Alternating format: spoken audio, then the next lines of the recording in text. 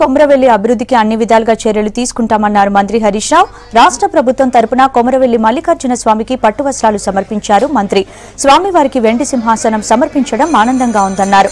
Machine Bhagiratha ద్వారా కొమరవెల్లికి గోదావరి జలాలు తీసుకొచ్చామన్నారు హరీష్ రావు. మల్లన్న స్వామి విగ్రహం విషయంలో భక్తుల సెంటిమెంట్కే ప్రాధాన్యత ఇస్తామని స్పష్టం చేశారు. సంవత్సరం మొదటిసారిగా వెండి సింహాసనాన్ని ఏర్పాటు చేసుకుని కళ్యాణోత్సవం జరుపుకోవడం నిజంగా చాలా సంతోషంగా ఉంది. మరి చాలా వరకు సిమెంట్ రోడ్లు వేసుకున్నాం, కొన్ని సిమెంట్ రోడ్లు మిగిలిపోయి దాదాపు 5 కోట్ల రూపాయలతో సిమెంట్ రోడ్లు కొమరవెల్లిలో ఏర్పాటు చేసుకున్నాం. మిగతా రోడ్లు కూడా మరి త్వరలోనే మరిన్ని నిధులు మంజూరు చేసి అన్ని కూడా పూర్తి చేస్తాం.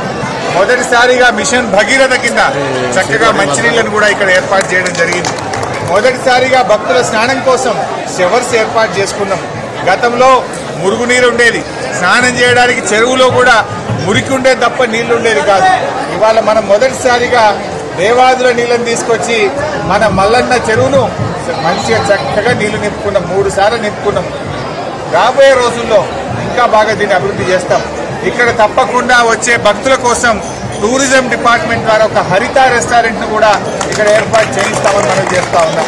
మరి అదేవిధంగా ఈరోజు మరొక 1 కోటి రూపాయలు దేవాదాయ శాఖ ద్వారా ఈరోజు పొద్దున్నే మా ఇంద్రకరణ్ రెడ్డి గారితో మంత్రి గారితో కూడా మాట్లాడడం జరిగింది.